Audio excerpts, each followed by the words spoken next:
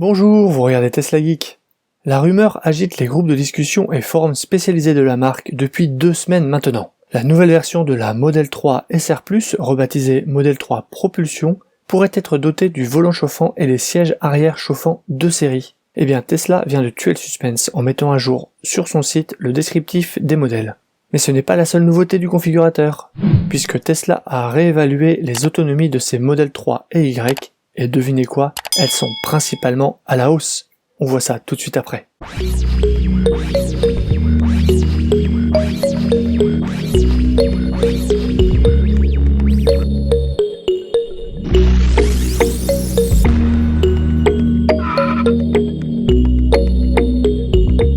Eh bien oui, ça y est, c'est officiel. Jusqu'à présent, et depuis le 2e trimestre, ces 2 équipements étaient livrés de série uniquement sur les versions performance et long range. Mais Tesla a mis à jour la liste des équipements de série, et le volant chauffant et les sièges arrière chauffants sont maintenant de série sur toutes les versions. Je vous laisse juger de l'intérêt de ces options en commentaire. Personnellement, mon fils étant dans un siège auto, il n'en profitera pas. Et je n'ai jamais eu de volant chauffant, donc je n'ai pas de réelle expérience, mais j'imagine que ça doit être agréable quand on récupère son auto stationnée toute la journée par 0 degré. Car même en mettant le chauffage à distance depuis l'application, un peu avant, les surfaces mettent plus longtemps à se réchauffer et restent donc froides plus longtemps. À partir de quand ce sera effectif ? Une chose est sûre, les livraisons de 2022 sont concernées puisque ce sont ces modèles que l'on commande aujourd'hui. Qu'en est-il des Model 3 en livraison ce trimestre ? Comme on l'a vu pour les nouveaux packs batterie, qui est l'une des principales nouveautés, Tesla va commencer à livrer dès la fin novembre des Model 3 SR+, avec ce nouveau pack. On peut donc s'attendre à ce que certains véhicules livrés d'ici la fin de l'année bénéficient aussi de ces 2 nouveaux équipements de série. Je vous confirmerai ça d'ici la fin du mois, car j'ai un ami qui sera livré fin novembre d'une SR+, avec pack 60 kWh et moteur de la performance. Cela a été confirmé par Tesla. La meilleure configuration à ce jour. Un vrai coup de chance. Donc on verra si sa chance va jusqu'à recevoir ces 2 équipements. Affaire à suivre. Qu'en est-il des Model 3 SR+, déjà livrés ? Les sièges arrière chauffants étaient déjà débloquables en option après achat pour 300 € car l'équipement était déjà présent. Tesla ne faisant pas de différence au moment de la fabrication, elles en sont déjà équipées et n'attendent qu'à être activées. Pour le volant, c'est plus flou. Quand l'option est apparue sur les long range et perf au 2e trimestre, des propriétaires de SR+, livrés à la même période avaient démonté leur volant pour savoir si leur auto était elle aussi prééquipée. Une fois démonté, on pouvait lire la mention Non-Heating, indiquant l'absence de dispositif de chauffage. Mais depuis, on peut lire le contraire sur les groupes de discussion, sans que je n'ai pu voir de résultats de démontage. Je reste donc sceptique sur le sujet. Tesla devait peut-être se débarrasser d'abord de son lot de volants non chauffants avant de se simplifier la tâche en équipant toutes ces versions du même matériel. Si vous avez démonté votre volant de SR+, dites-le moi en commentaire et dites-moi du coup s'il est prééquipé en chauffant ou non. Est-ce que Tesla va débloquer gratuitement ces 2 équipements pour les SR+, déjà livrés ? Je vous donne mon avis.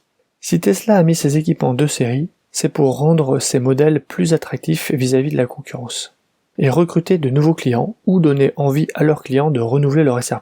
On ne change pas de voiture pour ces seules options, mais quand on compare une 2019 à une 2022, la liste des différences commence à s'allonger. Pas d'intérêt donc pour la marque à les activer gratuitement, d'autant plus que certaines personnes ont payé 300 € pour activer les sièges arrière chauffants. Que faudrait-il faire du coup ? Faudrait-il les rembourser ? J'espère me tromper, mais vous l'aurez compris, je n'y crois pas trop. Finalement, l'intérieur premium et l'intérieur premium partiel ne diffèrent plus que pour 2 points. L'équipement hi-fi, vous savez, les 14 haut-parleurs, le caisson de basse et son ampli supplémentaire, et les anti-brouillard avant à LED. Passons maintenant à la nouveauté concernant l'autonomie WLTP des Model 3 et Y. Sans rien faire, la plupart des autonomies de ces modèles ont augmenté dans la nuit. Comment est-ce possible ? Tout simplement parce que Tesla homologuait ses Model 3 avec les jantes 19 pouces et son modèle Y avec les jantes 20 pouces en option et ne détaillait pas l'autonomie obtenue avec d'autres jantes. Rien d'étonnant à ce que l'autonomie change quand on change les roues puisque leur taille, leur poids et leur aérodynamisme influent sur la consommation et donc sur l'autonomie. Si en haut du configurateur l'autonomie affichée reste inchangée, en bas dans la partie sélection des jantes, le site affiche l'autonomie avec les jantes sélectionnées. La Model 3 Propulsion passe de 491 à 510 km, soit un gain de 19 km. La Model 3 Long Range passe de 614 à 638, soit un gain de 24 km.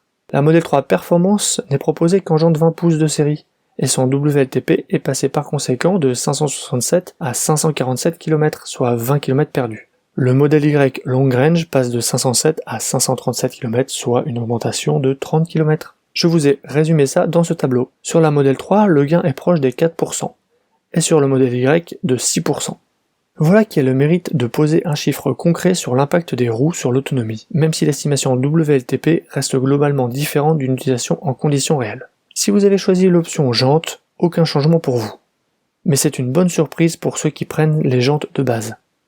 Quant à la Model 3 Performance, on sait maintenant d'où vient la baisse de 20 km d'autonomie. J'avais imaginé une explication qui était le passage à un pack batterie LG haute densité avec une autonomie un peu moindre, de l'ordre de 80 ou 81 kWh au lieu du 82 kWh des Panasonic, mais a priori, je me suis trompé sur cette hypothèse.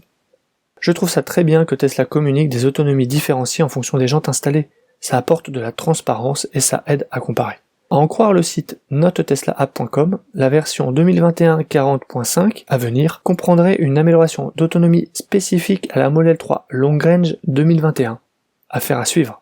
Et vous, qu'en pensez-vous de ces nouveaux chiffres? Et ont-ils une influence sur vos choix?